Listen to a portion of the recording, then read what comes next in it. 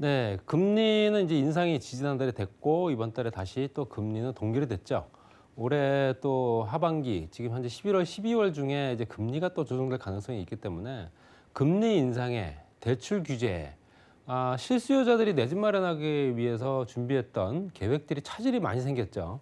그렇기 때문에 당연히 중도금 대출이라든가 하다못해 내 집 마련이 아니더라도 세입자들 입장에서 전세자금 대출까지도 문제가 생겼기 때문에 이런 것들이 실제적으로 이제 그 일반 부동산 시장에 미치는 영향력이 굉장히 큽니다. 그렇기 때문에 당연히 민원도 많이 발생할 테고요. 그 민원에 따라서 실제적으로 여러 가지 방향으로 뭐 방법을 모색하고는 있으나 딱히 뭐 자구책은 없는 것 같고요. 그래서 전수대출과 계약갱신 청구권, 계약갱신 청구권은 뭐 지난번에 한번 말씀드렸던 건데 다시 한번 어떻게 연결되는 상황이다 보니까 같이 한번 말씀드려 보겠습니다. 자, 기간별로 전세대출 보증서를 발급을 해줍니다.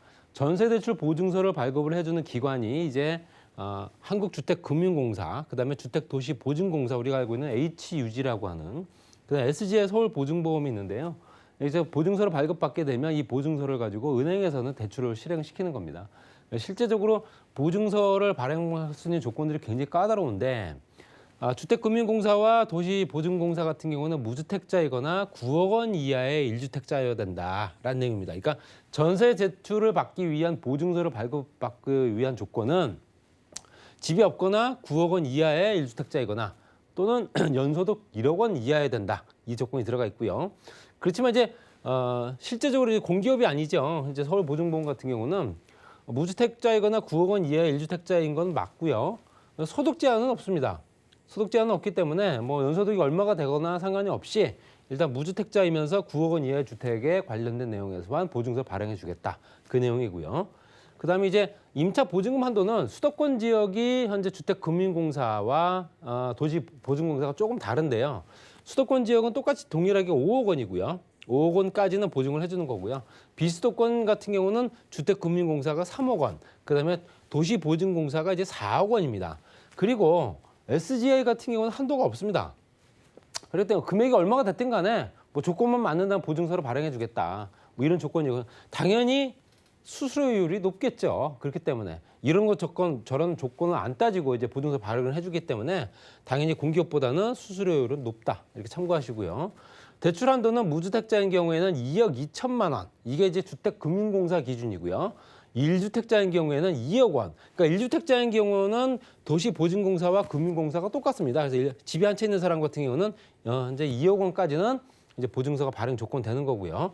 무주택자일 경우에는 현재 주택금융공사가 2억 2천만 원, 무주택자가 4억 원까지 되기 때문에 아무래도 주택금융공사보다는 SGI 뭐 보증보험료가 높은 이 SGI보다는 주택도시보증공사 쪽으로 많이 수요가 몰리고 있는 건 사실입니다. 그렇기 때문에 민원 처리가 굉장히 시간이 오래 걸린다 이렇게 말씀드리고 싶고요. 거기 이제 SGI 같은 경우는 무주택자인 경우에는 5억 원 이제 대출 한도가요. 1주택자인 경우는 3억 원까지로 규정이 돼 있다. 이렇게 보시면 될 것 같습니다. 그래서 이 세 군데에서 이제 보증서를 발행을 받게 되면 각 은행에서 이제 그 보증서를 보고 대출금을 실행시킨다. 이 얘기입니다. 그렇기 때문에 당연히 여러 가지 조건들이 또 이제 이런 보증서를 발행받기 위해서 굉장히 보증료를 또 월 내는 거거든요. 또 이제 보증료를 내면서까지도 실제적으로 이런 보증서를 발행받게 되면 보다 원활하게 전세자금 대출 받을 수 있기 때문에 많이 활용을 하고 있습니다. 거기에 이제 청년층이나 뭐 신혼부부냐 따라 달라지겠지만 일단 청년층의 버팀목 전세자금 대출하고 있습니다. 이거 같은 경우는 19세 이상부터 34세 이하 여지만 되고요. 또 세대주를 포함한 세대원 전원이 무주택자여야 된다. 그러니까 가족 중에 집이 있으면 안 된다는 얘기고요. 현재 등본상에 올라가 등재돼 있는 사람 중에 집이 한 채라도 있는 사람이 있으면 안 된다는 얘기입니다. 그리고 부부 합산. 이게 청년이라 하더라도 19세 이상 34세 이하이기 때문에 결혼한 친구들도 있기 때문에 부부 합산 총소득이 5천만 원 이하, 그다음에 순자산가액이라는 얘기는 자동차부터 해서 가지고 있는 현재 자산의 가치를 평가할 수 있는 그 금액은 2억 9,200만 원. 이건 2021년도 기준입니다. 내년 되면 좀 달라진다는 얘기겠죠. 2억 9,200만 원 이하여야지만 버팀목 전세자금 대출을 받을 수 있고요. 면적으로는 전용 면적 85제곱미터 이하 33평형 주택이다 보시면 될 것 같고요. 수도권을 제외한 도시 지역이 아닌 읍면도 면지역은 100평방미터까지 가능합니다. 그렇기 때문에 우리가 알고 있는 도시 지역이 아니면서 읍면 단위에 있는 현재 주택인 경우에는 100평방미터까지 현재 전세금 대출이 가능하고요. 또 이제 대출 한도 같은 경우는 이 셋 중에서 하나를 선택할 수 있는데요. 7천만 원 이하이거나 아니면은 전세자금 대출의 80% 이내, 갱신 계약의 경우에는 증액 후 늘어난 금액에 대해서 총 보증금의 80% 이내까지 현재 대출이 가능하다. 이렇게 보시면 될 것 같고요. 임차 보증금 한도는 실제적으로 1억 원이다. 이렇게 보시면 될 것 같습니다. 그래서 실제적으로 임차 보증금의 한도는 현재 1억 원 정도를 얘기하고 있다라고 보시면 될 것 같아요. 이게 전세 자금 대출 같은 경우는 여러 홈페이지를 통해서 또 열람하실 수 있기 때문에 자세한 내용 한번 들여다보시기 바랍니다. 그리고 신혼부부 전세자금 대출의 이자입니다. 이자가 현재 임차 보증금, 그러니까 5천만 원 이하이면서 또는 5천만 원 초과, 또 1억 원 이하 구간별로 해서 이제 이율이 다른데요. 이제 그 대신에 구간별로 해서 이율이 다른 조건은 이제 부부 합산, 신혼부부니까 부부죠. 부부 합산 연소득이 얼마가 되냐에 따라 또 달라집니다. 2천만 원 이하인 경우가 가장 낮겠죠. 1.2, 1.3, 1.4, 1.5%까지. 그러니까 1.2%부터 1.5%까지입니다. 1억 5천만 원 초과 시까지. 이자 비율은 그렇고요. 그다음 소득이 2천만 원 초과해서 4천만 원 이하인 경우에는 1.5, 1.6, 1.7, 1.8 이렇게 해서 실제적으로 현재 구간별로 해서 0.1%씩 차이가 난다 보시면 될 것 같고요.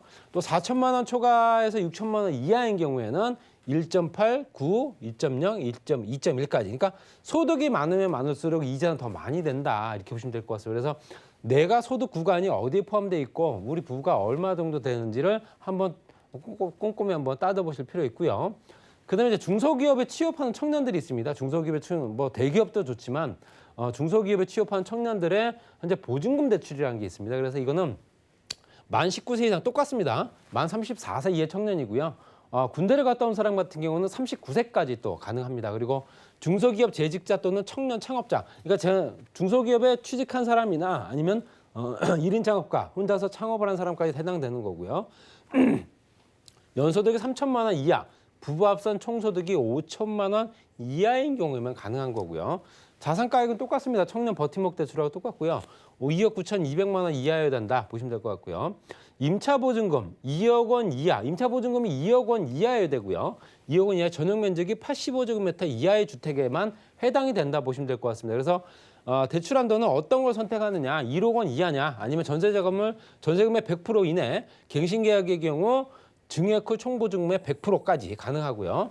또 주택금융공사 일반 전세자금 보증서의 경우는 80%. 이거 같은 경우는 현재 이제 HUG에 관련된 내용 같습니다. 그리고 현재 이거는 금융공사 얘기고요. 담보별 대출한도에서 재직한 경우 보통 이제 1년 미만 재직자의 경우에는 2천만 원 이하로 제한될 수 있다. 보통 이제 전세금 대출 받는 것도 이제 그 해당 기업체나 회사에 얼마나 근무했는가, 근무 이력을 봅니다. 그래서 1년 미만짜리들은 대부분 다 좀 금액적인 부분이나 이런 거 조건들이 좀 원하는 대로 나오지 않을 수 있다 보시면 될 것 같고요. 보통 1년 이상이 돼야지만 대출이 가능하다 보시면 될 것 같습니다.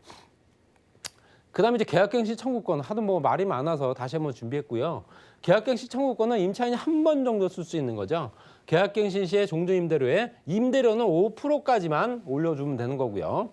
또 계약 만기 전 2개월이나 6개월 사이에 미리 통보를 해야 된다는 겁니다. 통보를 하지 않으면 현재 실제로 현재 그 계약갱신 청구권을 쓰지 않은 거로 간주된다 보시면 될 것 같고요.